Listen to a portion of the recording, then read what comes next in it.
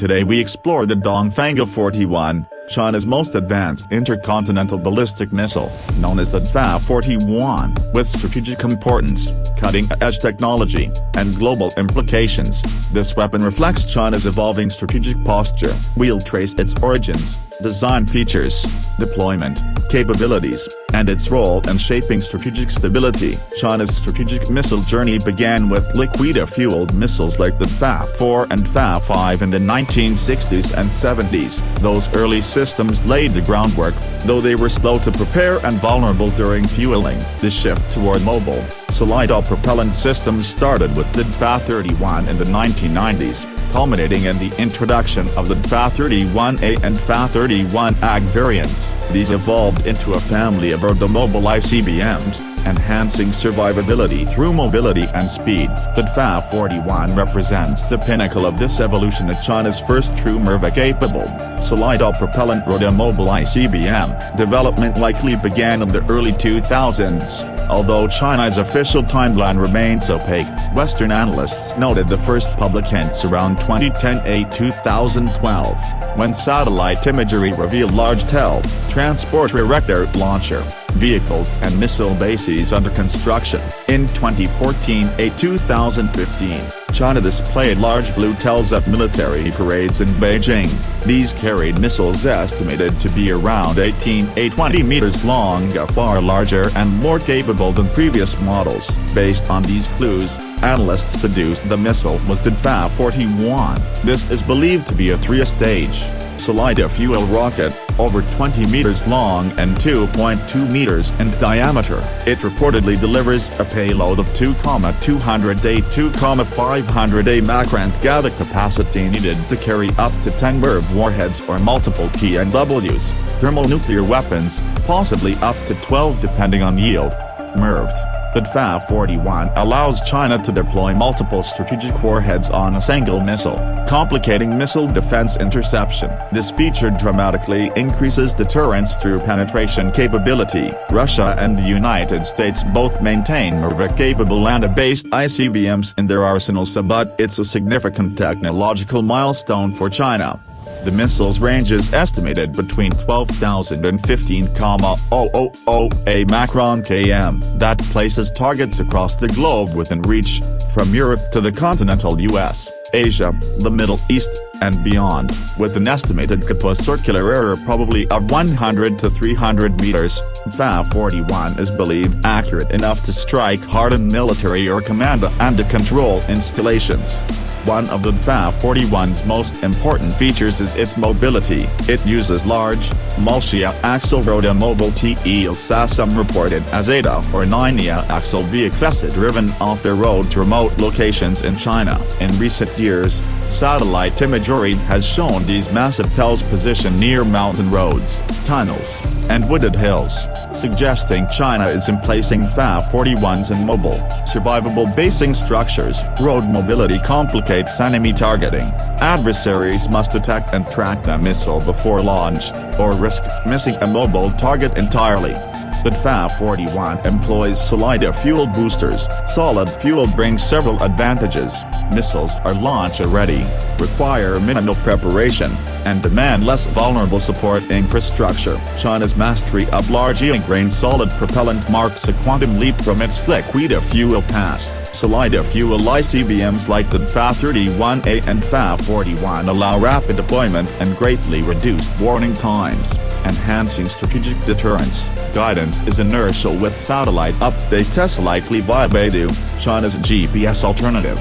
This improves accuracy during mid-course flight. Terminal guidance may include star sighting or radar, further enhancing precision against hardened targets. Deployment of DA-41s remains somewhat ambiguous due to China's secrets. Intelligence sources and Western analysts estimate initial deployment began around 2017–2018, though public confirmation is scarce. By mid-2020s, estimates suggest between 20 and 40 missiles were operational, with additional numbers in training or transit. A 2023 Pentagon report stated that as of 2021, China had fielded an unspecified number of DA-41 missiles. with further growth expected. Let's consider strategic implications. The introduction of MIRVs, Rotor-Mobile ICBMs, gives China a more robust nuclear deterrent. Its missile force becomes more flexible, resilient, and capable of overwhelming missile defenses. If Russia or the United States attempted a decapitation strike in a crisis, FA-41s offer credible counterforce options. Deploying multiples of warheads complicates enemy defense planning. Limited Chinese missile silos or command and control centers now face a potential salvo of dozens of independently aimed warheads in a matter of minutes. Even a handful of FA-41s could overwhelm missile defenses, raising the stakes in any nuclear crisis. This development has ripple effects in strategic stability. The United States and Russia have historically based deterrence on mutual vulnerability and assured second-to-strike capability. China's advent of a MIRV ICBM adds complexity. Does China now start an arms race to match that balance? Will it increase global missile defense investments? Russia and the US have debated deploying next-generation anti-missile systems like BeiDou, Su-500 or JISA upgrades in response. China might perceive the FA-41 as adding strategic heft, a signal of its greater power status. It reinforces the idea that China aims a triad of air, sea, and land-based nuclear forces, akin to established nuclear powers. Critics argue China still maintains a smaller overall warhead inventory than the US or Russia. According to open estimates, China has around 400 nuclear warheads in total, compared to thousands in the US and Russia. A fleet of FA-41s would likely account for fewer than 50 launchers and perhaps a few hundred warheads, a hardly parity, but significant quality improvements. Other Chinese missiles, like the FA-31 Agansilo-based FA-5B, also carry MIRVs, but FA-41 is unique in combining mobility and MIRV, creating a powerful deterrent that is hard to neutralize. Acceleration in Chinese nuclear modernization is clear. In its first nuclear posture report, the Pentagon not only acknowledged FA-41 but noted that Chinese nuclear forces will continue growing in the coming decade, and in 2022, satellite images revealed what appeared to be nude FA-41 silo fields, raising questions about a possible fixed-basin variant alongside the mobile option. Technically, what makes the FA-41 special? First, its size and three-stage design yield long-range and heavy payload under solid fuel. Second, its large payload enables multiple warheads up to 10 A-12A each, potentially 150 A-300A Mach on KT yield. Third, survivability. The combination of cold launch system, telemobility, hardened missile container, and rapid launch reduces vulnerability.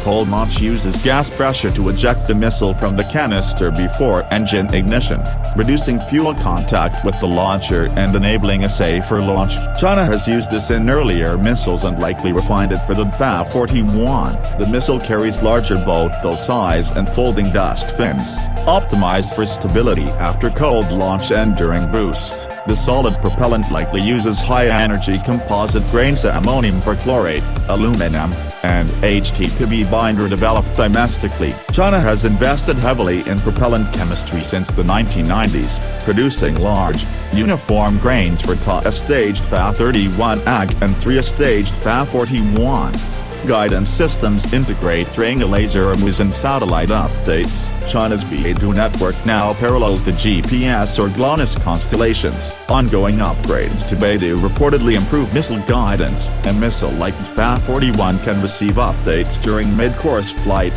enhancing target accuracy. China may also be exploring boost-to-phase detection avoidance. Ultra-wideband radar absorbers or trajectory shaping might reduce radar cross-section. Special exhaust design may reduce infrared signature, though secrecy prevails here. In training and testing, FA-41s have reportedly conducted numerous silo and tail tests. In 2019, a test was confirmed by the Pentagon. China rarely shares official launch data, but launch fanfare is unlikely, so most data come from US intel. Opina source photogrammetry tells traversing remote roads indicative of training. FA-41 supports nuclear doctrines emphasizing assured retaliation, limited deterrence, and counter-strike response. China's stated doctrine remains no first use, but mobile MIRV ICBMs muddy that posture. Mobility reduces the incentive for a first strike, i.e. they ensure survivable second strike capability. However, MIRV might tempt the launcher and not warning posture, risking miscalculation. Crisis stability may suffer if China lacks timely command and control for multiple warheads. Regional impact is also significant. U.S. nuclear strategy in Asia has relied on a combination of SIA and air-based nuclear weapons, supplemented by the nuclear-armed Ohia-class SSBNs and Ba-52/Ba-2 bombers. Land-based ICBMs in the U.S. are silo-based and vulnerable. A Chinese mobile force with global reach alters deterrent calculations. Asian allies Japan, South Korea may reassess security seeking extended deterrence. Past proposals like that, Aegis ashore, or additional U.S. ICBMs could resurface. It also has implications for arms control. China is not part of New START. Its small size and posture argued against including it, but FA-41 challenges that argument. With multiple MIRV ICBMs proliferating, future arms control efforts may shift to include China. A trilateral framework between U.S., Russia, and China could be debated. Beijing is cautiously concerned about freezing or limiting its limited arsenal, but global security interests might push broader treaties in coming decade. Critics caution over escalation risks. MIRV ICBMs increase pressure to strike first in a crisis due to fears of disarming strikes. They may incentivize prompt launch and reduce decision time. If deployed aggressively, FA-41 could lower the nuclear use threshold, raising risk. On the other hand, proponents argue mobility and survivability reduce incentives to attack. For a relatively low number arsenal, mobility enhances strategic value without raising quantity. With fewer missiles but higher survivability and targeting effectiveness, strategic stability may remain intact. FA-41 hasn't been tested in operational firing against actual targets. Most tests are lofted over domestic territory. That's standard for other nuclear powers ICBMs too. These confirm flight performance, not reentry accuracy under operational conditions.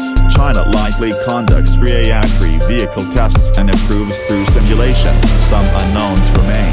Chinese command and control launch decision-making, fail-safe mechanisms, communication nets during high alert are opaque. U.S. analysts worry about stability under pressure if China faces early warning. Conversely, China may simplify command to ensure survivability. It's unclear whether FA-41 uses penetration aids such as decoys, heat source simulators to complicate missile defenses during re-entry. Western experts believe countermeasures are likely included, as China has studied them in aerospace domains. We must also consider anti-satellite threats. U.S. and China both know space support is vulnerable. China's FA-41 may depend on BeiDou during booster and mid-course guidance. In wartime, China may pre-position mobile relay or hardened ground stations. FA-41 influences regional arms races. India is developing the Agni of ICBM. Russia upgrades its Rota mobile YARS and SAR-MED, and U.S. debates modernization of silo-based MIRV replacements. Finally, what lies ahead? Over this decade, FA-41 deployment likely will grow. China may deploy variants in silos alongside mobile systems for diversification. MIRV numbers per missile may increase, countermeasure systems will improve, and launch readiness will further increase. This will accelerate conversations on trilateral arms control. In conclusion, the FA-41 marks a watershed in Chinese missile modernization. It blends MIRV capability, road mobility, and longer range in a compact, survivable platform. It raises the stakes in nuclear deterrence, complicates missile defense strategies, and reframes security calculations across Asia, the Pacific, and transatlantic. Whether as a stabilizing force through survivability or an escalation risk through MIRV warheads, its impact is undeniable. The FA-41 underlines China's determination to match peers' strategic nuclear capabilities in the 21st century. That wraps up our in-depth look at the FA-41 missile, its technological strides, strategic implications, and future trajectory offer a glimpse into the evolving nuclear balance. Thanks for listening, and stay tuned for more deep deep it dives into modern strategic weapons. Estimated length: 2,000 words verbally, around 25 minutes at a steady pace. Adjust pacing or expand sections as needed. Let me know if you'd like supplementary segments on related systems or expert commentary suggestions.